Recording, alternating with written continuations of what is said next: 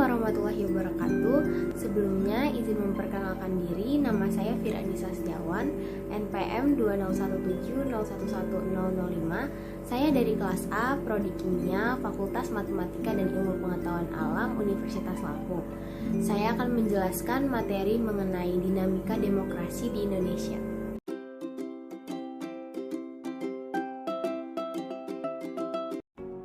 Makna demokrasi. Dalam pandangan Abraham Lincoln, demokrasi adalah suatu sistem pemerintahan dari rakyat, oleh rakyat, dan untuk rakyat.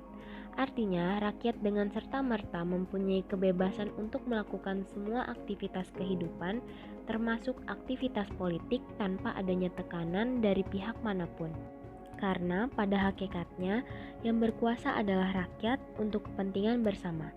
Dengan demikian, sebagai sebuah konsep politik, demokrasi adalah landasan dalam menata sistem pemerintahan negara yang terus berproses ke arah yang lebih baik, di mana dalam proses tersebut, rakyat diberi peran penting dalam menentukan atau memutuskan berbagai hal yang menyangkut kehidupan bersama sebagai sebuah bangsa dan negara. Kebebasan dan demokrasi sering dipakai secara timbal balik, tetapi keduanya tidak sama. Sebagai suatu konsep, demokrasi adalah seperangkat gagasan dan prinsip tentang kebebasan yang juga mencakup seperangkat praktek yang terbentuk melalui sejarah panjang dan sering berliku-liku. Pendeknya, demokrasi adalah pelembagaan dari kebebasan. Artinya, kebebasan yang dimiliki rakyat diatur dan diarahkan oleh sebuah lembaga kekuasaan yang sumber kekuasaannya berasal dari rakyat dan dijalankan sendiri oleh rakyat, sehingga kebebasan yang mereka miliki dapat dilaksanakan secara bertanggung jawab dan tidak melanggar kebebasan yang dimiliki orang lain. Makna lainnya yaitu, demokrasi adalah salah satu bentuk sistem pemerintahan sebuah bangsa atau negara yang mengedepankan kebebasan untuk seluruh warga negara dalam hal politik, yaitu di mana penduduk atau masyarakat bisa memberi dan menyalurkan pendapat mereka tentang kelangsungan politik yang berjalan dalam negeri mereka, baik itu saran, kritik, atau pendapat lainnya dengan bentuk penyampaian yang bermacam-macam. Lalu, menurut Kamus Besar Bahasa Indonesia, demokrasi merupakan istilah politik yang berarti pemerintahan rakyat. Hal tersebut bisa diartikan bahwa dalam sebuah negara demokrasi, kekuasaan tertinggi berada di tangan rakyat dan dijalankan langsung oleh mereka atau wakil-wakil yang mereka pilih di bawah sistem pemilihan bebas. Pilar demokrasi.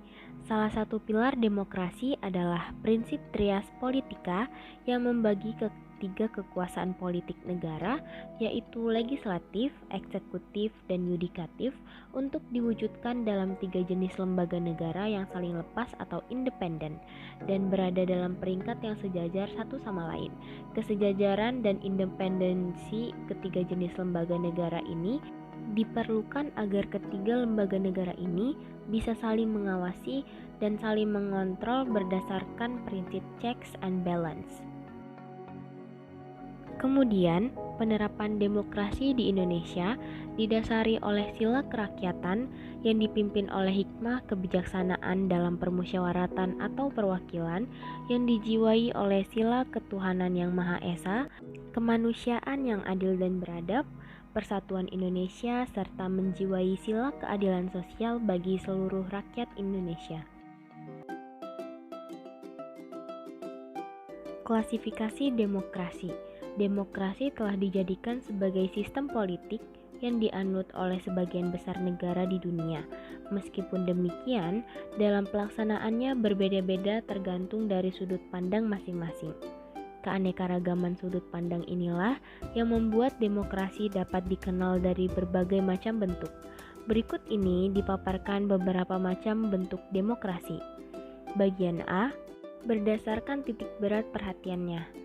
Demokrasi dapat dibedakan ke dalam tiga bentuk, yaitu yang pertama, demokrasi formal, yaitu suatu demokrasi yang menjunjung tinggi persamaan dalam bidang politik tanpa disertai upaya untuk mengurangi atau menghilangkan kesenjangan dalam bidang ekonomi. Bentuk demokrasi ini dianut oleh negara-negara liberal. Yang kedua, demokrasi material, yaitu demokrasi yang dititik beratkan pada upaya menghilangkan perbedaan dalam bidang ekonomi, sedangkan persamaan dalam bidang politik kurang diperhatikan, bahkan kadang-kadang dihilangkan. Bentuk demokrasi ini dianut oleh negara-negara komunis. Yang ketiga, demokrasi gabungan, yaitu bentuk demokrasi yang mengambil kebaikan serta membuang keburukan dari bentuk demokrasi formal dan material. Bentuk demokrasi ini dianut oleh negara-negara non-blok. Bagian B, berdasarkan ideologi. Berdasarkan ideologi yang menjadi landasannya, demokrasi dapat dibedakan ke dalam dua bentuk, yaitu yang pertama demokrasi konstitusional atau demokrasi liberal, yaitu demokrasi yang didasarkan pada kebebasan atau individualisme. Ciri khas pemerintahan demokrasi konstitusional adalah kekuasaan pemerintahannya terbatas dan tidak diperkenankan banyak melakukan campur tangan dan bertindak sewenang-wenang terhadap rakyatnya. Kekuasaan pemerintah dibatasi oleh konstitusi. Bagian C, berdasarkan proses penyaluran kehendak rakyat. Menurut cara penyaluran kehendak rakyat, demokrasi dapat dibedakan ke dalam dua bentuk, yaitu yang pertama, demokrasi langsung, yaitu paham demokrasi yang mengikut sertakan setiap warga negaranya dalam permusyawaratan untuk menentukan kebijaksanaan umum negara atau undang-undang secara langsung. Yang kedua, demokrasi tidak langsung, yaitu paham demokrasi yang dilaksanakan melalui sistem perwakilan. Penerapan demokrasi seperti ini berkaitan dengan kenyataan suatu negara yang jumlah penduduknya semakin banyak, wilayahnya semakin luas, dan permasalahan yang dihadapinya semakin rumit dan kompleks. Demokrasi tidak langsung atau demokrasi perwakilan biasanya dilaksanakan melalui pemilihan umum. Dinamika penerapan demokrasi di Indonesia. Berbicara mengenai demokrasi, maka tidak akan terlepas dari pembicaraan tentang kekuasaan rakyat. Seperti yang diungkapkan pada bagian sebelumnya, bahwa demokrasi itu merupakan pemerintahan dari rakyat, oleh rakyat dan untuk rakyat, maka secara eksplisit ditegaskan bahwa rakyatlah pemegang kekuasaan yang sebenarnya. Demokrasi sebagai sistem politik yang saat ini dianut oleh sebagian besar negara di dunia tentu saja memiliki prinsip-prinsip yang berbeda dengan sistem yang lain. Henry B. Mayo, sebagaimana dikutip oleh Miriam Budiarjo dalam bukunya yang berjudul Dasar-Dasar Ilmu Politik, mengungkapkan prinsip dari demokrasi yang akan mewujudkan suatu sistem politik yang demokratis. Kemudian Ahmad Sanusi mengutarakan 10 pilar demokrasi konstitusional Indonesia menurut Pancasila dan Undang-Undang Dasar Negara Republik Indonesia tahun 1945, yaitu yang pertama, demokrasi yang berketuhanan yang Maha Esa, artinya seluk-beluk sistem serta perilaku dalam menyelenggarakan kenegaraan RI harus taat asas, konsisten atau sesuai dengan nilai-nilai dan kaidah-kaidah dasar ketuhanan yang Maha Esa. Yang kedua, demokrasi dengan kecerdasan, artinya mengatur dan menyelenggarakan demokrasi menurut Undang-Undang Dasar Negara Republik Indonesia tahun 1945 itu bukan dengan kekuatan naluri, kekuatan otot, atau kekuatan massa semata-mata. Pelaksanaan demokrasi itu justru lebih menuntut kecerdasan rohaniah, kecerdasan akliyah, kecerdasan rasional, dan kecerdasan emosional. Yang ketiga, demokrasi yang berkedaulatan rakyat. Artinya, kekuasaan tertinggi ada di tangan rakyat. Secara prinsip, rakyatlah yang memiliki atau memegang kedaulatan itu. Dalam batas-batas tertentu, kedaulatan rakyat itu dipercayakan kepada wakil-wakil rakyat di MPR, DPR atau DPD, dan DPRD. Yang keempat, demokrasi dengan rule of law.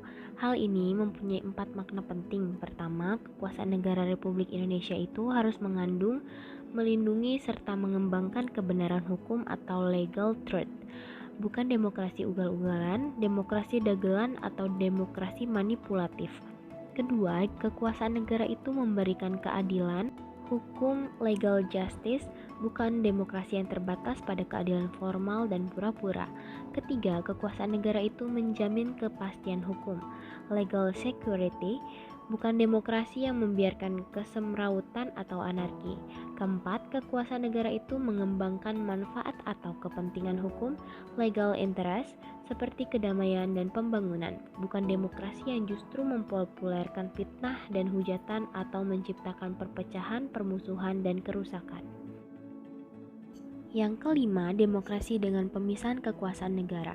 Artinya, demokrasi menurut Undang-Undang Dasar Negara Republik Indonesia tahun 1945 bukan saja mengakui kekuasaan negara Republik Indonesia yang tak terbatas secara hukum, melainkan juga demokrasi itu dikuatkan dengan pemisahan kekuasaan negara dan diserahkan kepada badan-badan negara yang bertanggung jawab. Jadi, demokrasi menurut Undang-Undang Dasar Negara Republik Indonesia tahun 1945 mengenal semacam pembagian dan pemisahan kekuasaan, division and separation of power, dengan sistem pengawasan dan perimbangan check and balance. Yang keenam, demokrasi dengan hak asasi manusia. Artinya, demokrasi menurut Undang-Undang Dasar Negara Republik Indonesia tahun 1945 mengakui hak asasi manusia yang tujuannya bukan saja menghormati hak-hak asas tersebut, melainkan terlebih-lebih untuk meningkatkan martabat dan derajat manusia seutuhnya. Yang ketujuh, demokrasi dengan pengadilan yang merdeka. Artinya, demokrasi menurut Undang-Undang Dasar Negara Republik Indonesia tahun 1945 menghendaki diberlakukannya sistem pengadilan yang merdeka atau independen, yang memberi peluang seluas-luasnya kepada semua pihak yang berkepentingan untuk mencari dan menemukan hukum yang seadil-adilnya. Di muka pengadilan yang semerdeka itu, penggugat dengan pengacaranya, penuntut umum dan terdakwa dengan pengacaranya mempunyai hak yang sama untuk mengajukan konsiderans atau pertimbangan, dalil-dalil, fakta-fakta, saksi, alat pembuktian, dan petitumnya. Yang kedelapan, demokrasi dengan otonomi daerah. Artinya, otonomi daerah merupakan pembatasan terhadap kekuasaan negara, khususnya kekuasaan legislatif dan eksekutif di tingkat pusat, dan lebih khusus lagi pembatasan atas kekuasaan presiden. Undang-Undang Dasar Negara Republik Indonesia tahun 1945 secara jelas memerintahkan dibentuknya daerah-daerah otonom pada provinsi dan kabupaten atau kota. Dengan peraturan pemerintah, daerah-daerah otonom itu dibangun dan disiapkan untuk mampu mengatur dan menyelenggarakan urusan-urusan pemerintahan sebagai urusan rumah tangganya sendiri yang diserahkan oleh pemerintah pusat kepada pemerintah daerah. Yang kesembilan, demokrasi dengan kemakmuran. Artinya, demokrasi itu bukan hanya soal kebebasan dan hak, bukan hanya soal kewajiban dan tanggung jawab, bukan pula hanya mengorganisir kedaulatan rakyat atau pembagian kekuasaan kenegaraan. Demokrasi itu bukan pula hanya soal otonomi daerah dan keadilan hukum, sebab bersamaan dengan itu semua, demokrasi menurut Undang-Undang Dasar Negara Republik Indonesia tahun 1945 itu ternyata ditujukan untuk membangun negara kemakmuran, welfare state, oleh dan untuk sebesar-besarnya rakyat Indonesia. Dan yang ke-10, demokrasi yang berkeadilan sosial. Artinya, demokrasi menurut Undang-Undang Dasar Negara Republik Indonesia tahun 1945 menggariskan keadilan sosial di antara berbagai kelompok, golongan, dan lapisan masyarakat. Tidak ada golongan, lapisan, kelompok, satuan, atau organisasi yang jadi anak emas yang diberi berbagai keistimewaan atau hak-hak khusus. Demikian materi yang dapat saya jelaskan. Lebih dan kurangnya saya mohon maaf. Terima kasih. Wassalamualaikum warahmatullahi wabarakatuh.